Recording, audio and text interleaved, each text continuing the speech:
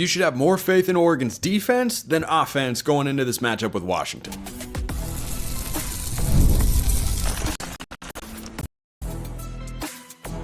You are Locked On Ducks, your daily podcast on the Oregon Ducks.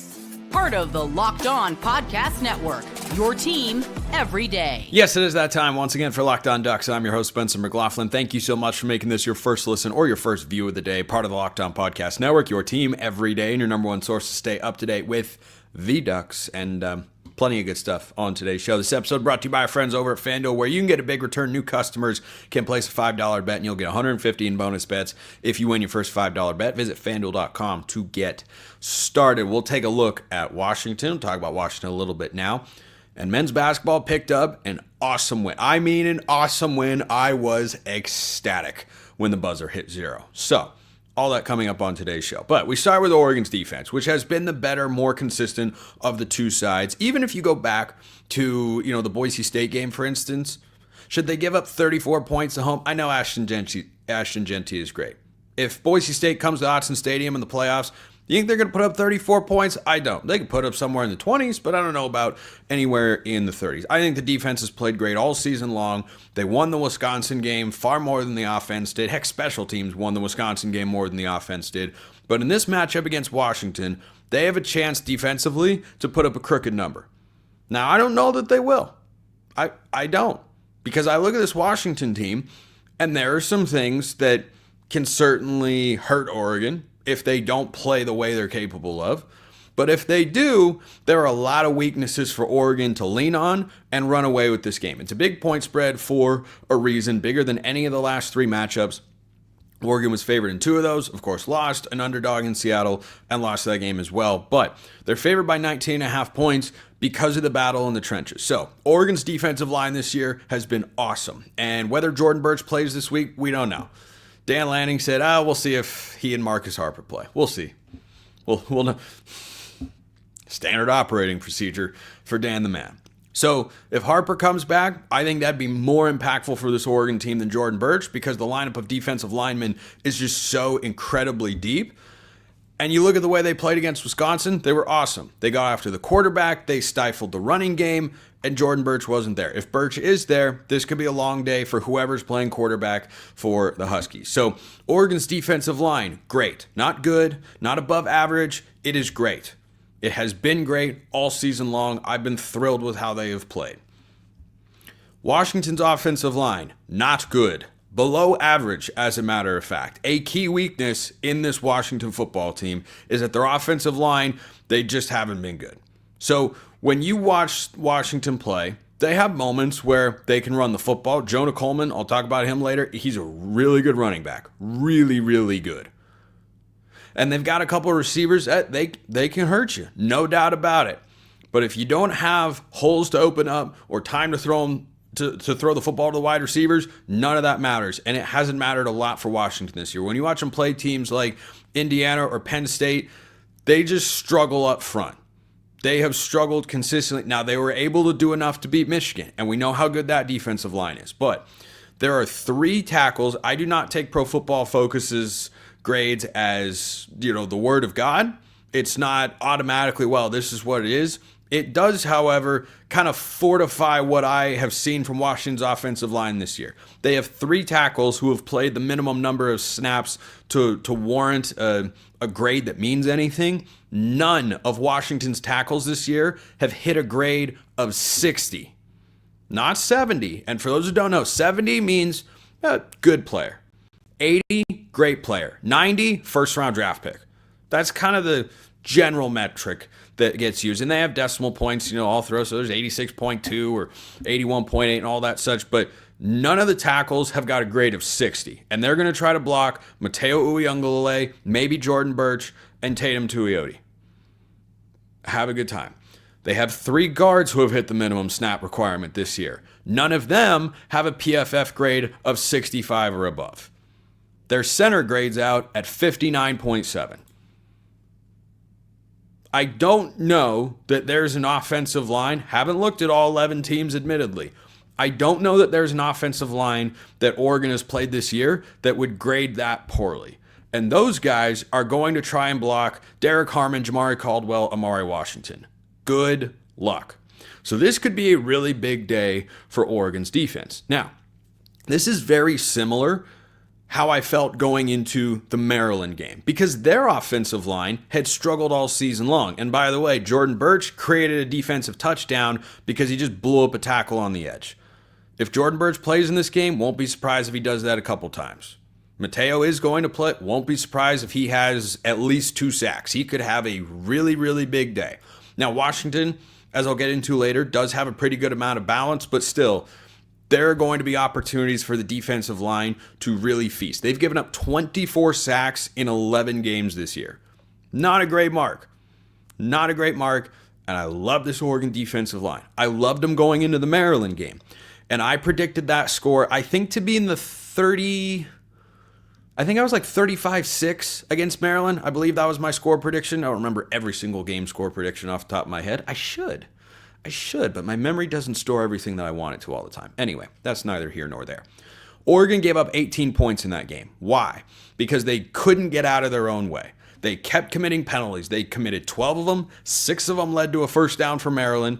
And I think based on what came after those penalties and when they were and how they occurred and whatnot, that probably led to 10 Maryland points that they wouldn't otherwise have had if Oregon hadn't just committed a couple of silly penalties. There were a couple questionable calls. Sure, there always are.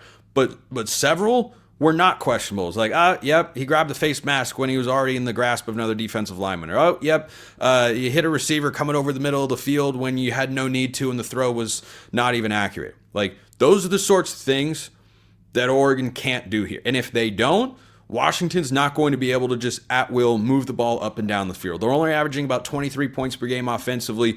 They've had an ability to move it, but they've also had times where they struggle going up and down the field, and it's why they've got a quarterback controversy. So this could be a big game for Oregon's defensive line. Big game for the defensive line and for the defense writ large. I would love to see them put up a single-digit effort here, like they did against Illinois when that final score was 38-9. This could be that sort of game if Oregon plays well. Or Michigan was 38-17. And frankly, I was a little disappointed with how they played against a Michigan passing attack that has one guy they can throw the ball to. Washington's got a couple different guys that they can throw the ball to. They're not just going to Colston Loveland or an equivalent of Colston Loveland. They don't use their tight ends a ton in their offense, but they've got a couple of really capable receivers who I'll talk about in the next segment. So the opportunity for this Oregon defense to put its stamp down, enforce its will, set the tone, make impact plays, everything is there as much as it has been in any game this season. And they just have to get out there and do it. Because that Washington offensive line, reinforcements are not on the way. This is just who they are, and they have not been a great unit. They're changing, I think, all 5 starters from a year ago. Not only is this not a Joe Moore award-winning unit as it was last season, it's the exact opposite of that, where it has been a hindrance to them at times. So that's the matchup where I think Oregon has the biggest advantage in this game. And everything always starts up front defensively. Has for Oregon all season long. It's why they've played well. I'd be surprised if Washington hits 20 points. I'd be more surprised if they go over 20 than if Washington ends up under 10. I think it's going to be somewhere in the middle, but the defense has got all the tools they need to go out and have a big day. Let me know your thoughts in YouTube comments or hit me up on X, formerly known as Twitter, at @McLaughlinCFB or at Locked On Ducks. What is Washington like? Have you not watched a single Husky game this year? Do you know nothing about this new-look Washington team? Well, you are in luck, because I know plenty about Washington this year. And I'll tell you what to think of them and what to know and who to know coming up next. Right after I talk about FanDuel, get ready to tackle the NFL action with FanDuel, America's #1 sportsbook. Right now, new customers can bet $5 and get $150 in bonus bets if you win. And yeah, they've got Oregon minus Washington at 19.5. Is that too many points for a rivalry? Could be. Doesn't have to be, but it could be. However you feel, go bet it over at FanDuel.com. The FanDuel Sportsbook app gives you everything you need to place live bets on the NFL all in one place. So when you get a hunch in the middle of the game, you can check out the latest stats, view live play-by-play, and so much more on the same page where you place your bets. Just visit FanDuel.com to join today. You'll get 115 bonus bets if you win your first $5 bet. FanDuel.com, that's the place to go. Never waste a hunch. Make every moment more with FanDuel, an official sportsbook partner of the NFL. So if you don't know anything about Washington, that's what this segment is for. You will be further informed tomorrow, which is a crossover episode with Locked On Huskies co-hosts Roman Tomashoff and Lars Hansen. So make sure you listen or watch, wherever you're listening to or watching today's show, to that episode as well. But biggest thing with Washington, biggest two things I think to know is, number one, they haven't won a road game this year. They are undefeated at home up at Husky Stadium, which, as we know, tough place to play. They have not won a road game. And some road contests have gotten away from them. They lost by 2 touchdowns to Indiana's backup quarterback. Penn State beat them 35-6. Iowa bested them in Iowa City, and Caleb Johnson ran wild. It has just been a struggle anytime they go on the road. And I think that that's to be expected with how much newness there is up in Seattle for the Huskies, because they've got new head coach, Jedd Fisch, who came over from Arizona. He's a good coach. He can recruit. I think he's a good play caller. Like, he will do well up there. And Washington will be a much improved team in 2025. For this year, though, it's advantage Oregon in just about everywhere you look on paper, at quarterback, at receiver, tight end, offensive and defensive lines. Like, across the board, Oregon's just a better football team. But eventually, Jedd Fisch is going to get Washington back to at least contending to be a conference championship caliber program. I have no doubts about that. For this year, though, it's been a struggle. So when you have all the new players that they're working in, there are some transfers. There are guys who were on the roster last year but didn't go to Washington to play for Jedd Fisch. It's just looked like a team that shows glimpses, but then doesn't live up to their full potential. I predicted them before the season to be 6-6. Assuming Oregon wins this game, that's going to play itself out. And the reason I felt that way is they've just lost so much. New offensive line, new defensive players, 21, I think, of 22 starters from last year's team. There's nothing really similar about it. But throughout the course of this year, what has frustrated Husky fans about the Washington offense is there will be times where it looks how it's going to look in the future. You will see a balance of running and throwing the football, which is what I think Jedd Fisch ultimately wants to have. Pro-style guy, not quite as under center as Jonathan Smith at Oregon State, now Michigan State, but you'll see a lot of those single back concepts, play action boots, clever uses of tight ends or running backs in the screen game. I think they do a good job with a number of those things offensively. He wants to be balanced. He doesn't have the personnel to be completely balanced. He doesn't have the personnel to have a great offense just yet. I think they will, but right now they definitely do not. So quarterback-wise, there has been no clear indication whether they're going with Damon Williams, who's going to be their starter in 2025, or Will Rogers, who's a longtime veteran, who began his career at Mississippi State with the late Mike Leach, RIP, RIP Pirate forever. Gosh, I miss Mike Leach a lot. He was just fantastic in so many ways. But Rogers has been around college football for a long time. He started the year being very efficient, not explosive per se, but efficient. He's sitting at 14 touchdowns and 7 interceptions on the year, and Damon Williams might be taking the starting job. I wouldn't be surprised if they go with Williams, who's more of a runner. Rogers is more of a pocket passer who's got plenty of experience. So when pressure's in his face, Will Rogers is more dangerous throwing the ball. Damon Williams is more dangerous to exit out the back door and scamper for a first down, and he's a really, really good athlete. So I don't know what they're doing at quarterback, but I know that they want to be balanced, and that's something they have half the ability to do. Because their receivers, I think they've got a couple of good ones. Denzel Boston is a Washington recruit through and through. He's a 4-star guy coming out of high school. Didn't play much last year because the receiving core was insane. He's now their leading receiver. He's good.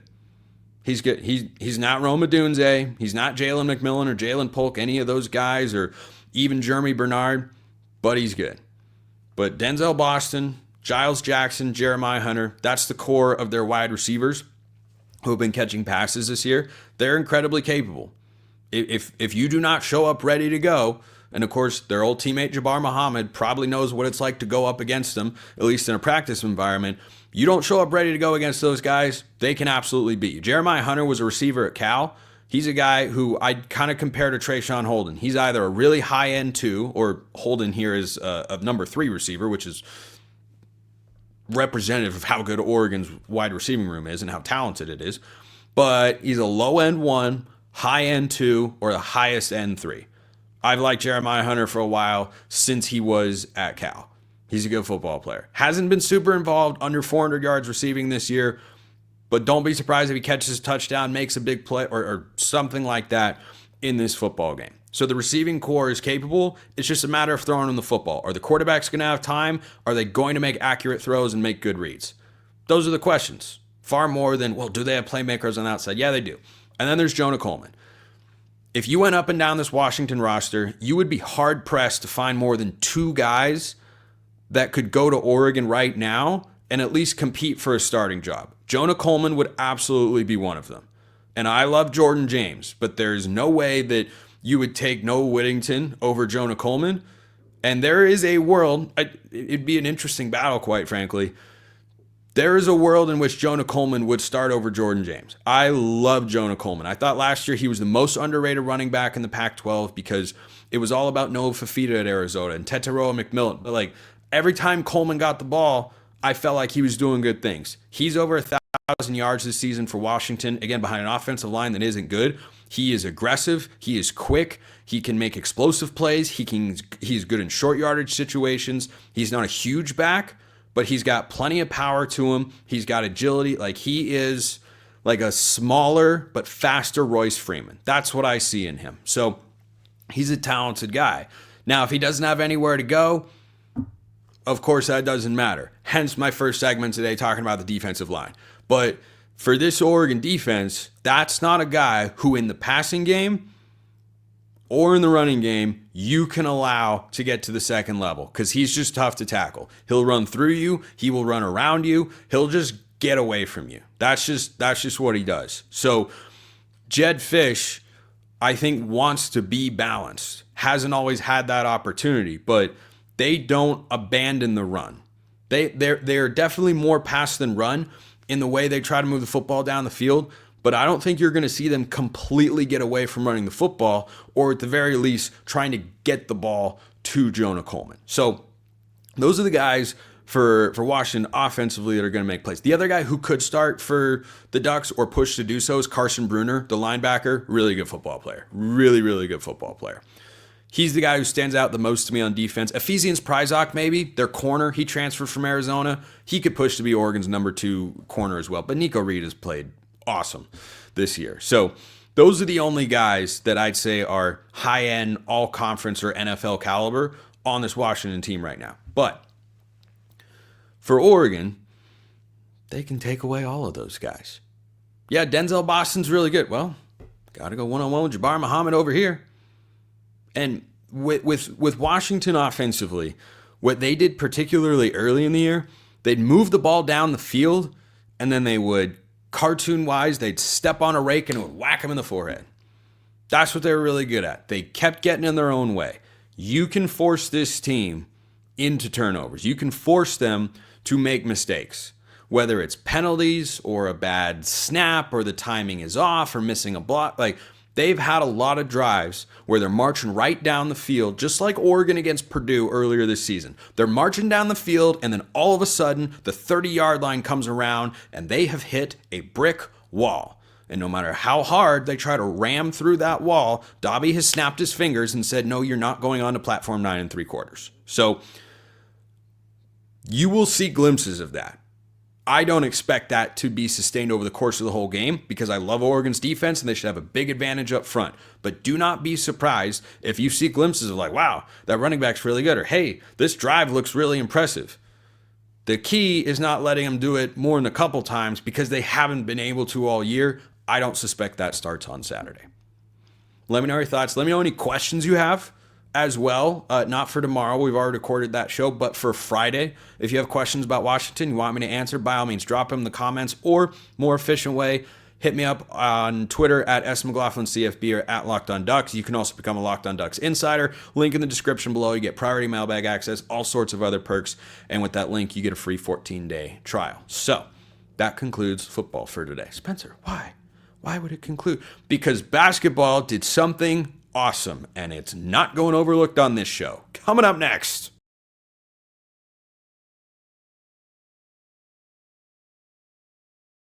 So my everydayers out there are aware that I am bullish on this Oregon men's basketball team and what they can be.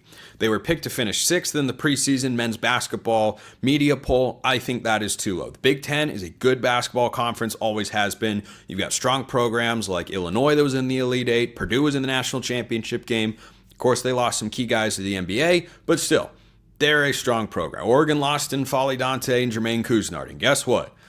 They're off to a better start than they were last season. So two things are in play. Oregon beat Texas A&M 80-70 behind a 51-point second half in which they shot 62% from the floor. The first half was maddening. It was completely maddening to watch for two reasons. Number one, Oregon could not secure a defensive rebound. And number two, they couldn't hit an open jump shot.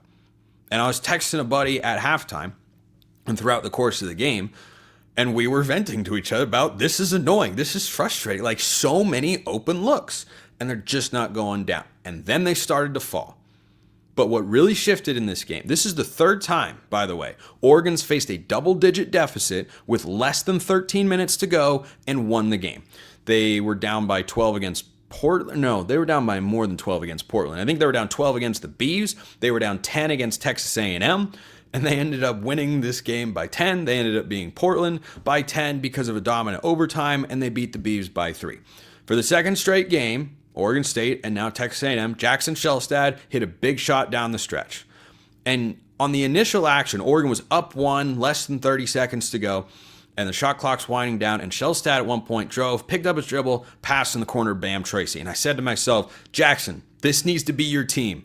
This is your late in the shot clock, late in the game. Give the ball to number 3, let him go to work. He goes to work, hits an off-balance floater. Oregon goes up by 3, gets a stop at the other end. Brandon Angel was great, hit some free throws down the stretch.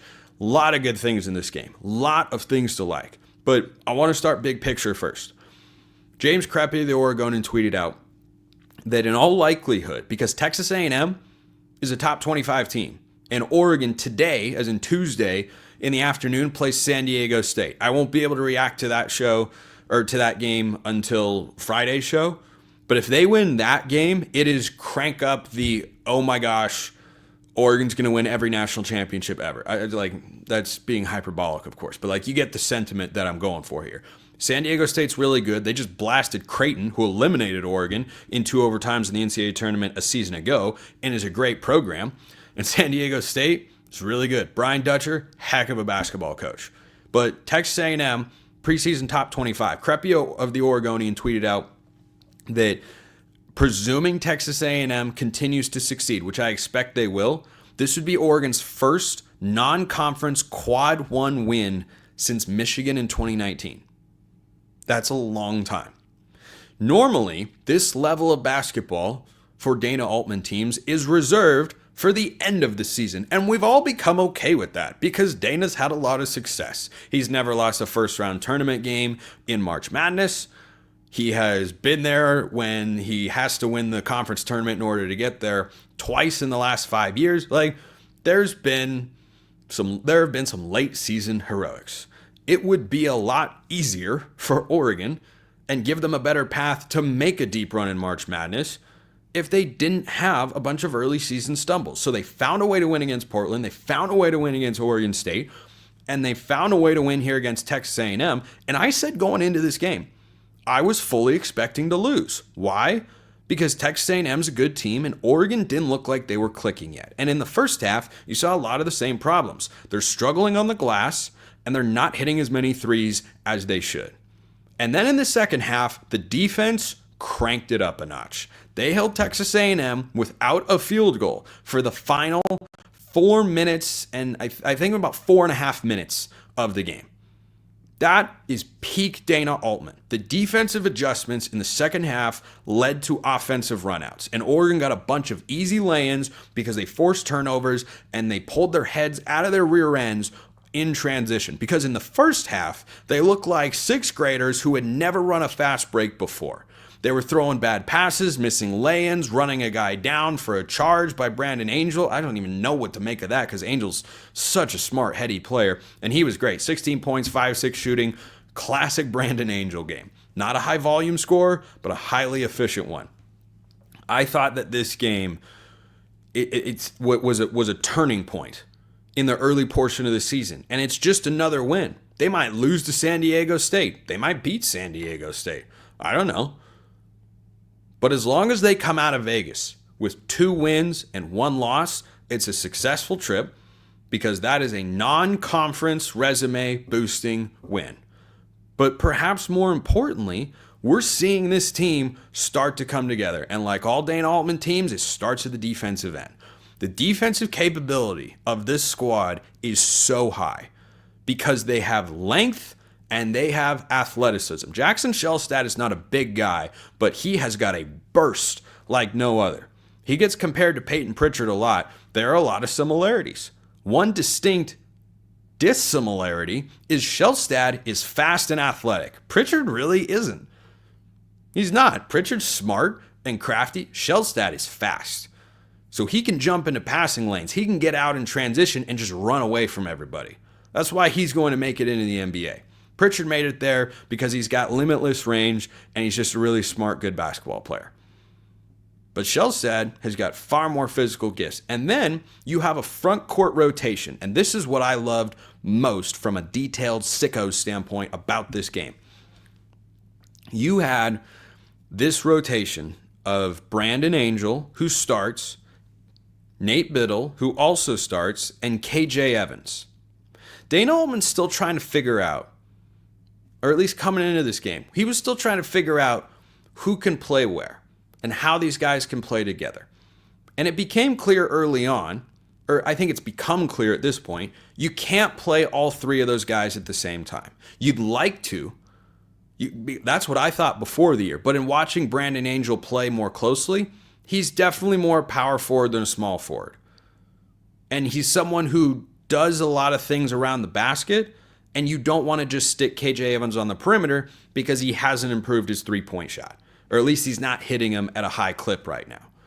But Evans, defensively, I think is better than Angel. And Angel has got more offensively than Evans. And Biddle can bring it at both ends of the floor. But the way that Dana Altman rotated those 3 bigs and played them in every combination, sometimes it was Biddle Angel, sometimes it was Biddle Evans, sometimes it was Evans Angel. No matter which combo of bigs were on the floor, the way that Oregon played, it all made sense. It all made sense. Evans defensively is so awesome. So you can take Biddle out and say, let's go a little smaller. Just a tad. Biddle's 7 feet tall.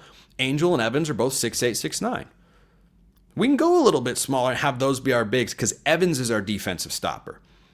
Now I can take Biddle out of the game. And Nate Biddle wasn't having as big of an impact. Texas A&M, a very athletic team, they were doing a good job of packing it in defensively and not letting Oregon get post-ups like they did against Oregon State. And Biddle was just going to work. Well, they took that away. It wasn't there. And so Dana's counter sometimes was, okay, let's put 2, a little bit more mobile bigs on the floor in Evans and Angel. Let's run some more pick and rolls to get our bigs looks down low rather than just straight post-ups. But most importantly, let's lock in at the defensive end. And Jamari Phillips, a freshman, he hit a 3 in the first half when Oregon couldn't hit a 3 besides anyone besides Bam Tracy. I literally don't trust to shoot a 3 right now. That includes Shellstad. I don't trust a single Oregon player to shoot a 3 that isn't named Bam Tracy. That needs to change because there are a lot of open looks and they're not going down consistent. I trust Keyshawn Bartholomew too. Bartholomew as well. His playmaking off the bench is great. But the substitutions, the rotations in this game, this was a Dana Altman clinic, and this was a really good win.